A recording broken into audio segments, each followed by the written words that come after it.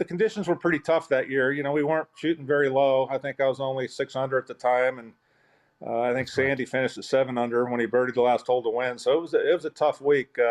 Pars were good, and I was trying to get another birdie, but I figured as long as I kept making pars, I'd be in pretty good shape, and it's kind of what happened the last 4 or 5 holes.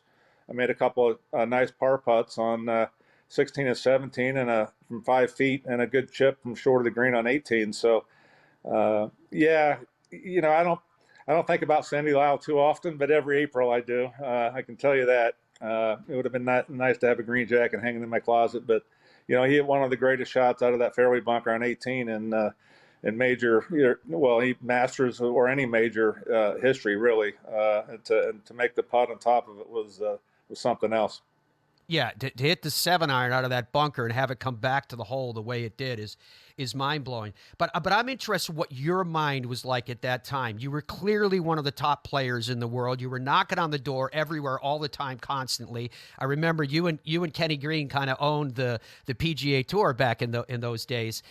But at that point, did you believe, or were you even conscious of the fact of going through the process and thinking ahead of saying, my gosh, I might be on the verge of winning the Masters? Or were you such a honed competitor by that time that your mind was only on what you needed to do next and thinking about, like you said, I need to make a birdie somewhere? Yeah, in '88, because it was only my second Masters. I was like, this would be cool to win this tournament, but if I don't, and I thought this way afterwards, I'm going to have another 20 opportunities, so I'll get a green jacket one of these days.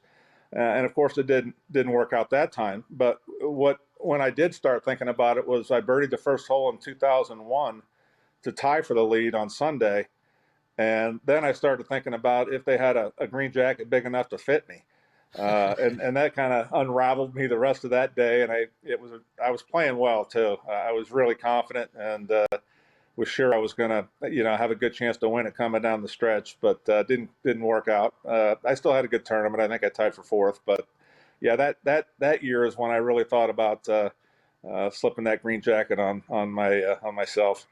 It's an age-old question, isn't it? This idea of, is the best player in the world seemingly of like a Jack Nicklaus mindset that has complete and total cognitive control of the situation, where he is, what he needs to do? Or are you better to be a person that has it completely and totally turned off in your mind and everything is on autopilot? Where would you fall? I think when it comes to events like that, it's the guys like Jack Nicklaus and Tiger Woods, their greatness. When you believe you can do it and you're better than everybody else, I think that has a lot to do with winning majors. It's hard to be a first-time major winner.